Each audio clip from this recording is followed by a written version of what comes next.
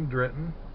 I'm attempting today to follow the track of US 40 National Road in eastern Ohio, and that is a challenge because of how broken up it is, and we'll see how that goes as we go along. This is the Dusty Tires on the Road National Road US 40 series, so we'll see how it goes, and we'll get going here in a moment.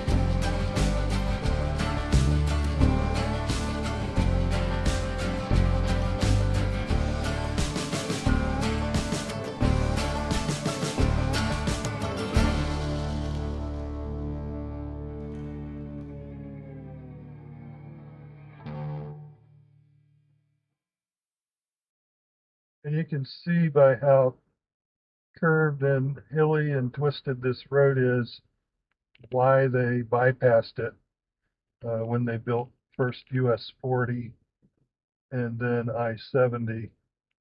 There are sections, a significant length of I-70 in eastern Ohio that is designated I-70 and US 40. They just put them both together and bypass these segments that are not straight roads.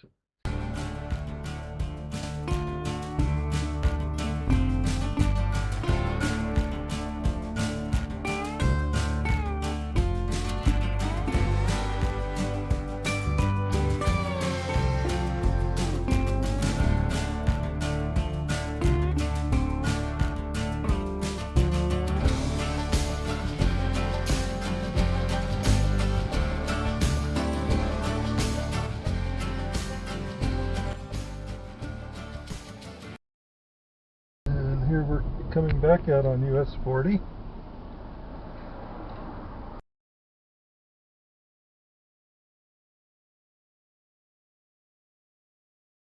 Now we're going to look for Peacock Road.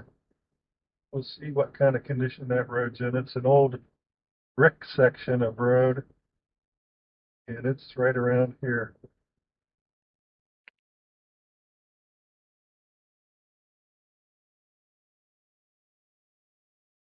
That's not it. And of course, as there it is. As things happen, there's someone right behind me. You can see how this is just an old brick section of road. Very bumpy. Hope I don't lose my camera. And I actually had to re-record this because it was so bumpy and noisy with the camera. So this section was paved around 1918 during World War I. It was improved, and this was actually part of the original national road, which was a macadam road of crushed gravel, crushed stone, and then was bricked over later. This was not originally brick paved. You see we have an old farmstead here, real nice layout, and you can really tell here how narrow the road is. I guess only about 30 feet wide, and paved on either side with cut stone, and here it's partially got some stone in there. And now we're heading into a pretty heavily wooded area.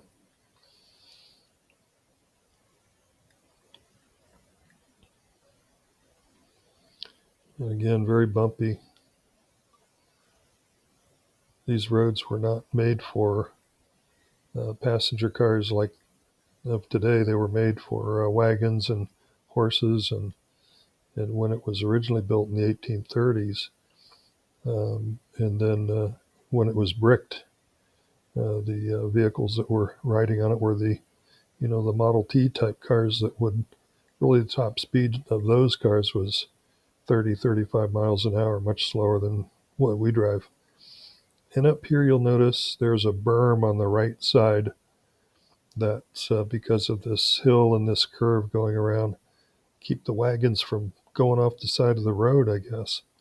They built that into the road.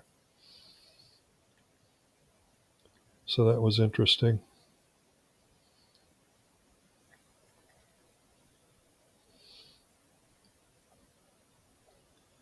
And it's right about here that I'm starting to wonder whether the road is actually going to take us back to US 40 or not. It's getting pretty bumpy and wild back here, and actually turns into a gravel road. You know how that goes. A brick road can turn from that brick to a gravel and then to dirt and then to nothing. So I was getting a little bit worried.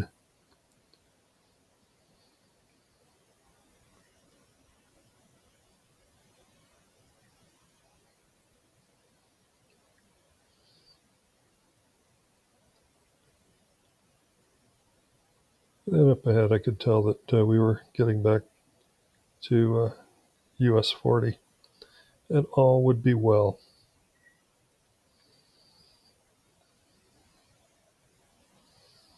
And there we are, right back where we should be, just like it showed on the map. And we'll continue on US 40.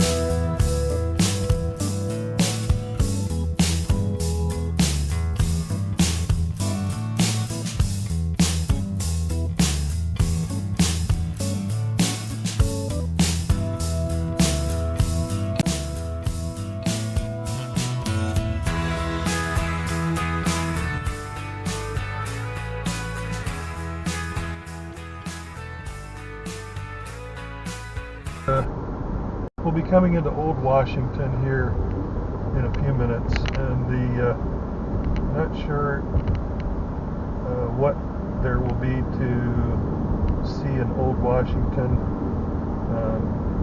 but it's the site of a Civil War skirmish when John Hunt Morgan's Raiders came through here in July of 1863. A remnant of his forces came up and kind of invaded Old Washington, looking for fresh horses and food and supplies. They were being pursued by the Union Army, and the Army actually did catch up with them here in Old Washington.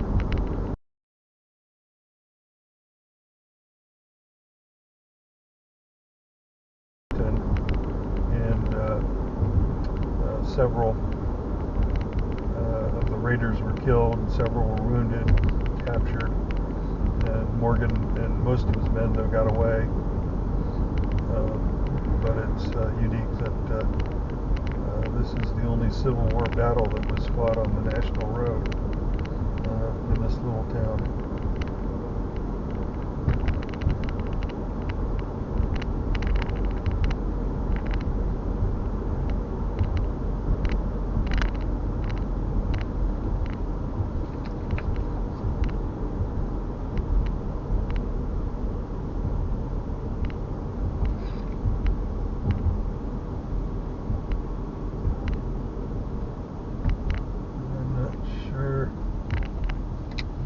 Downtown Old Washington is. I think it's probably to the left, and we'll just see.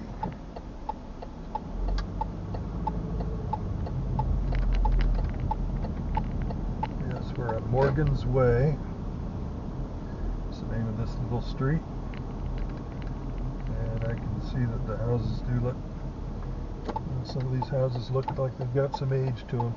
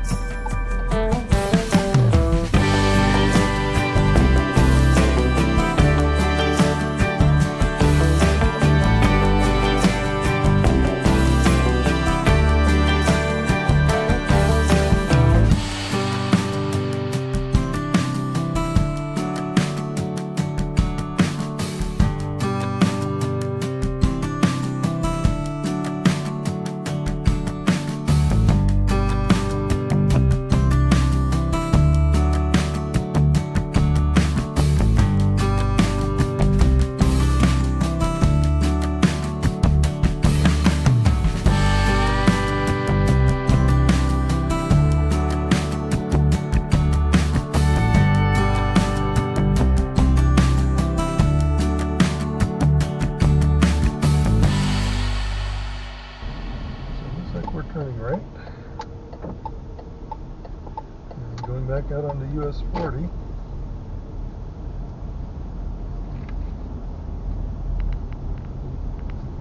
we'll just have to figure out where we pick up the National Road remnant after that.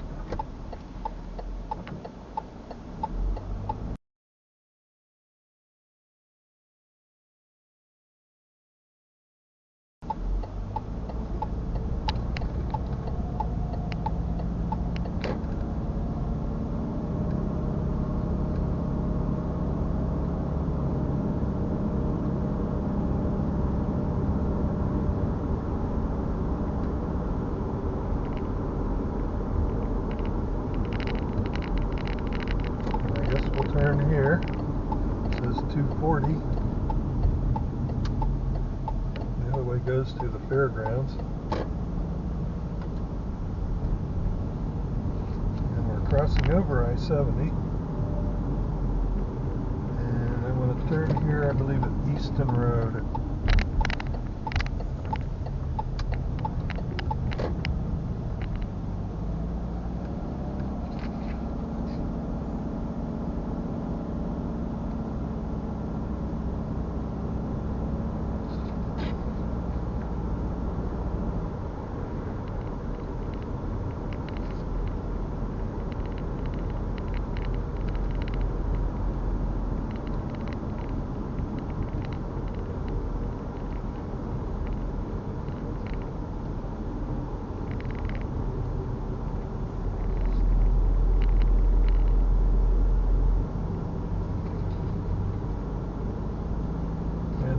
thing we're looking for is the Creighton House. It's at 16985 Easton Road, and it's another private residence. And I'd have to look back at my notes to see what the significance of this house is. Probably was another tavern. The taverns were typically very well built, solidly built buildings, a lot of times out of brick or stone. And so we'll see. This might be it here. I'm probably going too fast. Might have gone right by it.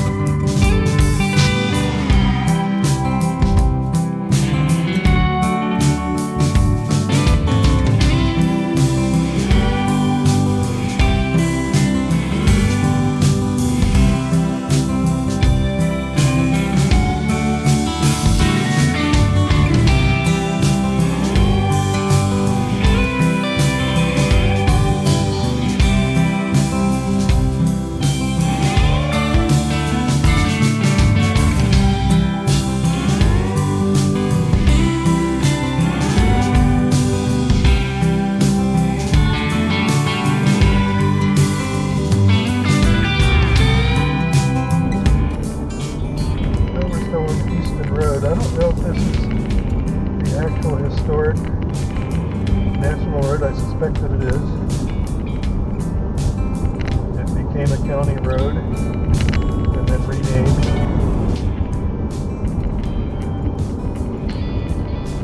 If I'm looking over my left shoulder, I can see I-70. So we're just paralleling I-70 right now. In fact, there's a rest area right there for I-70 that we're going past.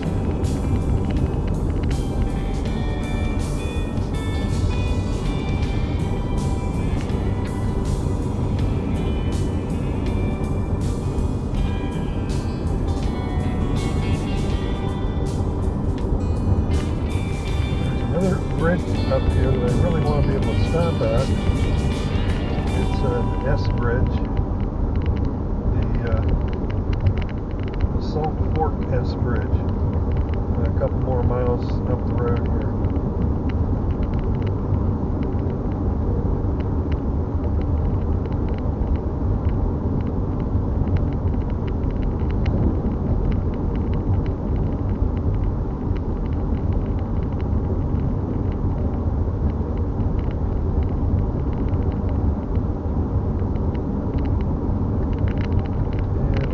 Coming to the end of this road.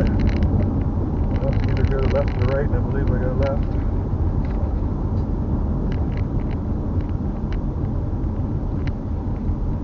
This should be Frankfurt Road. Yes, it is.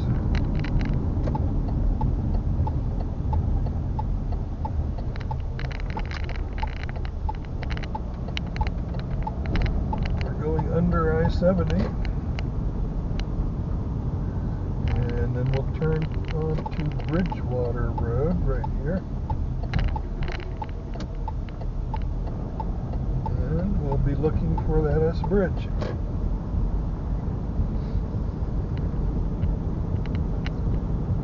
So it's not too far ahead.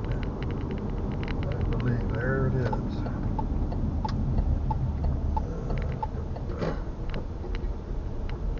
Almost missed it. I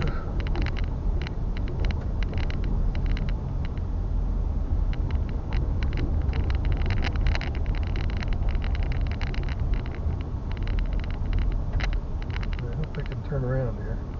Looks like I can. Well, there's a way to go out. Here's the S Bridge.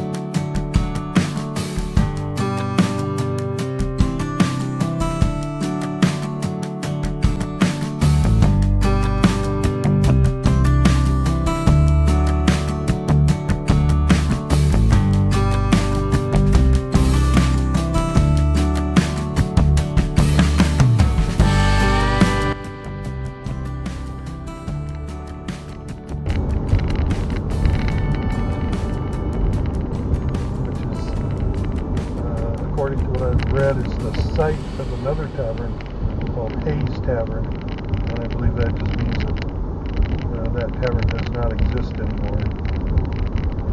But we'll see.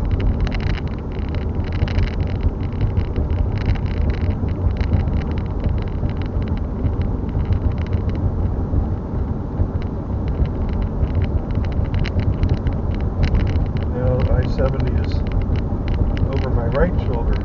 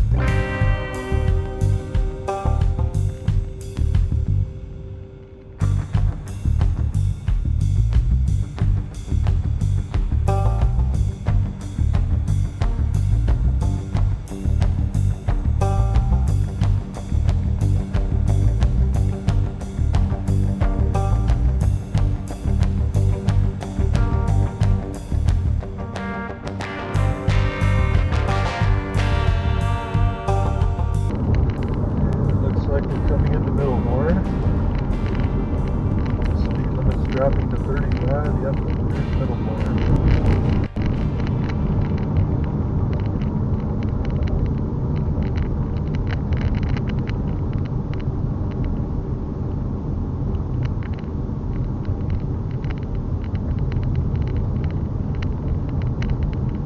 And this was a pike town. Another town that was built directly on the national road.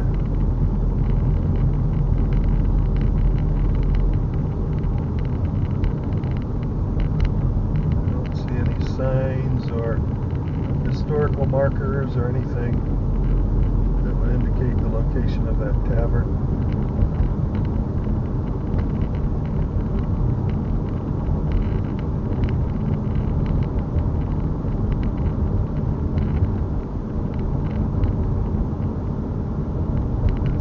Like an old motel back there that was abandoned.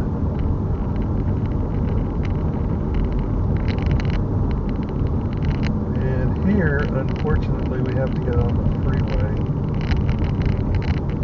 to continue. If I continue on the county road, it just dead ends. So